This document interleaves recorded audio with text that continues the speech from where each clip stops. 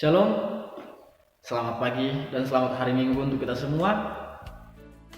Pada pagi hari ini kita akan membahas firman Tuhan yang ditulis dalam Filemon 1 ayat 8 sampai ayat yang ke-17. Tapi sebelumnya mari kita berdoa. Kami bersyukur ya Bapa untuk hari ini kami masih boleh mendengarkan firman Tuhan.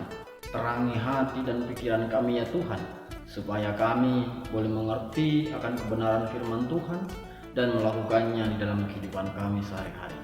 Dalam Kristus Yesus kami berdoa dan bersyukur. Amin. Kita akan membuka firman Tuhan dan saya akan membacakannya dari Filemon 1 ayat yang ke-8 sampai ayat yang ke-17. Dalam satu perikop, permintaan Paulus kepada Filemon mengenai Onesimus, ayat yang ke-8.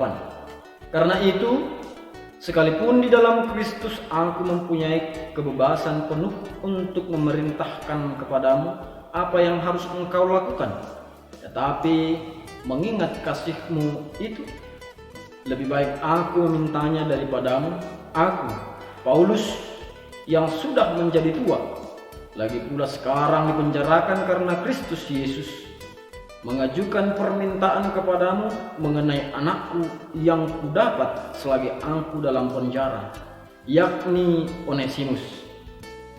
Dahulu memang dia tidak berguna bagimu, tetapi sekarang sangat berguna baik bagimu maupun bagiku.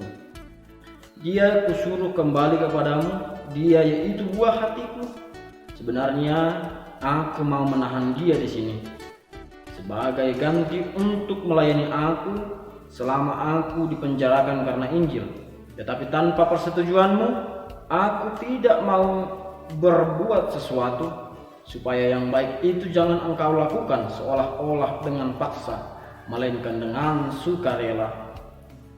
Sebab mungkin karena itulah dia dipisahkan sejenak daripadamu, supaya engkau dapat menerimanya untuk selama-lamanya, bukan lagi sebagai hamba, melainkan lebih daripada hamba, yaitu sebagai saudara yang kekasih.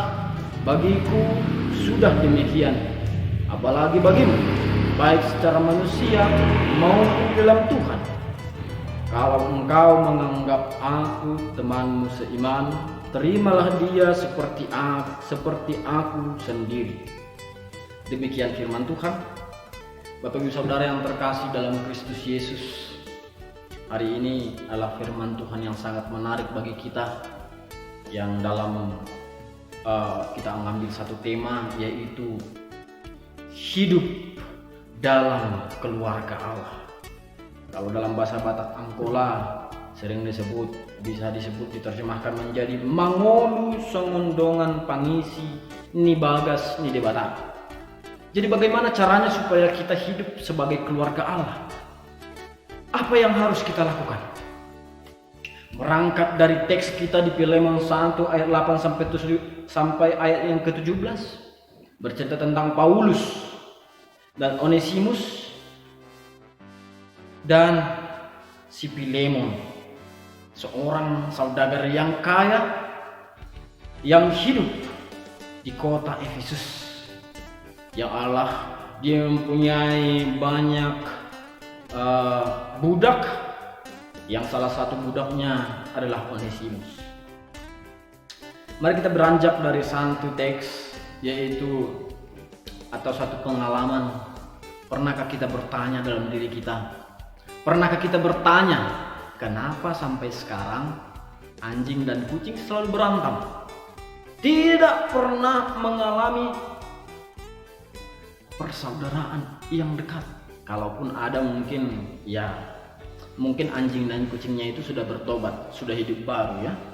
Jadi anjing dan kucing ini satu hari anjing dan kucing mengalami dan membuat satu persahabatan yang sangat dekat, sehingga mereka sebelum musim panas mereka mengumpulkan makanan.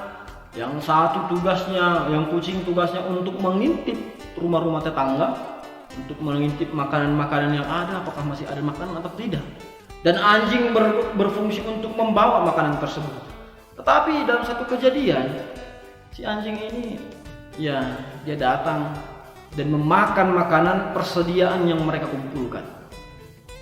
Persahabatan mereka terus-menerus berlanjut seperti itu. Si anjing tetap memakan dan si kucing tetap mengumpulkan. Pada akhirnya si kucing pun mengetahuinya. Si meong ini mengetahuinya bahwa si anjing telah memakan persediaan mereka. Dan itu yang membuat si kucing marah. Dan persahabatan mereka hancur. Persahabatan mereka menjadi amburadul dan terjadi perkelahian antara satu dengan yang lain. Apakah itu benar cerita atau tidak? Mari kita bertanya kepada kucingnya tersebut. Bukan hal seperti itu yang perlu kita tekankan. Apa yang perlu kita ambil dalam hal itu? Saya tidak suruh bapak ibu saudara untuk bertanya kepada kucing atau sama anjing itu benar atau tidak, kenapa mereka berantem atau tidak. Tidak. Apa yang bisa kita ambil dari situ? Persahabatan itu adalah hal yang terberat untuk membangun dan mempertahankan persahabatan.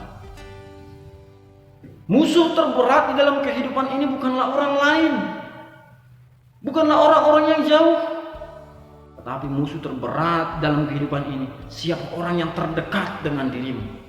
Siapa orang yang terdekat dengan kita? Bisa itu saudara, bisa itu sahabat, bisa itu suami, istri, dan anak-anak.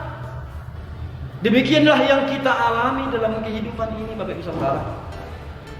Orang-orang mengkhianati kita, orang-orang bersikeras untuk menggoncang keimanan kita, bahkan membuat satu pertikaian dan perkelahian antara kita dengan yang lain. Hal yang sama dialami oleh Filemon ketika dia mengangkat Onesimus sebagai saudaranya yang paling dekat. Dia menganggap Onesimus bukan lagi sebagai budak, bahkan mereka hidup satu rumah. Tetapi apa yang dialami oleh Filemon? Apa yang diterima oleh Filemon? Onesimus, kalau William Barclay menafsirkan bahwa Onesimus mengambil harta Filemon dan dia melarikan diri. Hal seperti itulah yang dialami oleh Filemon, dikhianati oleh orang-orang yang terdekat dengan dirinya sendiri. Demikian juga. Tetapi dalam satu hari Onesimus datang kepada Paulus dan dia meminta pertolongan kepada Paulus. Dan setelah itu Paulus ini mendidik Onesimus menjadi orang yang takut akan Tuhan. Dan setelah itu Paulus meminta kepada Filemon supaya Filemon menerima Onesimus kembali, bukan sebagai budak lagi tetapi sebagai saudara di dalam kehidupannya. Saya ingin bertanya kepada kita semuanya, jika ada seorang pengkhianat di dalam kehidupan kita yang mengiming-imingi yang tidak baik, memfitnah kita, bahkan mengkhianati kehidupan kita, sanggupkah kita untuk menerimanya sebagai saudara di dalam kehidupan kita? Akan sangat susah. Tetapi jika kita ingin menjadi pengisi, ingin menjadi keluarga Allah, kita harus sanggup memaafkan. Hal memaafkan itu sangat berat. Tetapi setiap hari Minggu kita berkata dalam doa Bapa kami, ampunilah kami akan kesalahan kami, seperti kami juga mengampuni orang yang bersalah kepada kami. Bapak Ibu Saudara yang terkasih dalam Kristus Yesus, setiap hari Minggu, bahkan mungkin setiap kita mengucapkan doa Bapa kami, kita mengucapkan itu. Mari kita tekankan dalam diri kita. Kita ubah pola pikir. Jangan berharap kita diampuni oleh Tuhan sementara kita belum bisa mengampuni orang lain. Sebelum kita bisa mengampuni sesama kita, ampuni dulu sesama kita, baru kita mengharapkan pengampunan dari Tuhan. Hal apa yang bisa kita tarik, hal apa yang bisa kita tekankan sebagai aplikasi di dalam kehidupan kita? Kita belajar dari seorang Paulus.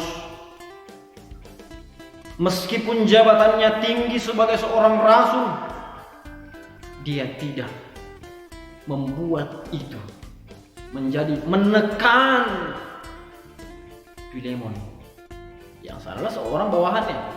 Paulus itu adalah bapak rohani dari Filemon. Seharusnya Paulus berhak, kamu harus menerimanya, tetapi tidak. Apa yang dikatakan oleh Paulus? Paulus berkata kepada Filemon, karena engkau adalah pelaku firman Tuhan, karena engkau adalah pemberita firman Tuhan, yang mengerti firman Tuhan itu, lakukanlah itu. Nah, dalam hal ini kita belajar dari Paulus, kerendahan hati itu sangat diperlukan jika kita ingin menjadi keluarga Allah. Rendahkanlah dirimu sampai seorang pun tak dapat merendahkanmu.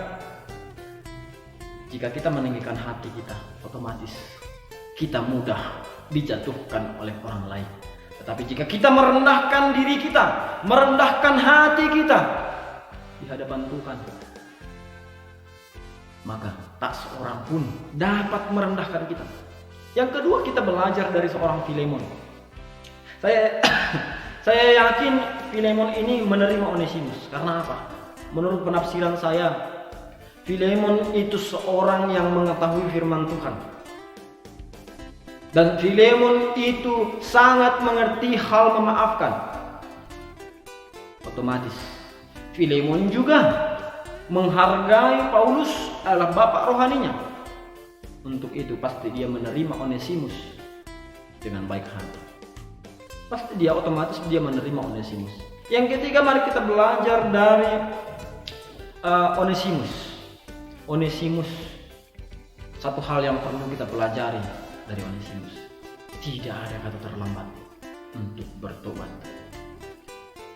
1 Yohanes 1 ayat 9 sampai 10. Jika engkau mengakui kesalahanmu, ia adalah setia dan adil. Ia adalah setia dan adil. Ia akan mengampuni kesalahanmu, bahkan mensucikan kita dari segala kesalahan yang kita miliki, yang kita lakukan. Bapak Ibu Saudara yang terkasih dalam Kristus Yesus, mari kita belajar dari Onesimus. Dia mengakui kesalahannya, dia mau bertobat. Karena dia ingin apa? Dia ingin menjadi keluarga Allah. Dia ingin menjadi salah satu dari keluarga Allah yang menikmati kehidupan, yang akan menikmati bagaimana Yerusalem baru itu. Nah, jika kita ingin menikmati kehidupan yang baru itu, menikmati Yerusalem baru itu, menikmati bersama-sama dengan keluarga Allah persekutuan yang indah, rendahkan dirimu, akui kesalahanmu, dan ketahui firman Tuhan. Amin untuk firman Tuhan. Semoga dan kiranya Tuhan menyinari hati dan pikiran kita, supaya kita terbuka akan firman Tuhan, dan kita melakukan firman Tuhan itu sesuai dengan apa yang dititahkan Tuhan, apa yang difirmankan Tuhan dalam kehidupan kita. Amin untuk firman Tuhan. Kita berdoa. Kami bersyukur ya Bapa, karena hari ini Tuhan masih menyinari hati dan pikiran kami, dan kami tertuju kepada Tuhan. Untuk itu ya Tuhan Yesus, Allah kami yang kudus, terangi hati dan pikiran kami, supaya kami boleh menjadi seorang pelaku firman Tuhan, yang melakukan firman-Mu sebagaimana yang Tuhan firmankan dalam kehidupan kami. Supaya firman yang kami dengarkan tidak sia-sia begitu saja, tapi firman-Mu boleh menjadi rema dalam kehidupan kami. Dalam Kristus Yesus kami berdoa dan bersyukur. Amin. Bapak Ibu Saudara yang terkasih dalam Kristus Yesus, untuk mendukung channel ini, mari kita like serta subscribe channel ini, supaya lebih banyak lagi orang yang mendengarkan dan melakukan firman Tuhan sesuai dengan apa yang Tuhan perintahkan kepada kita. Terima kasih. Tuhan Yesus memberkati. Shalom.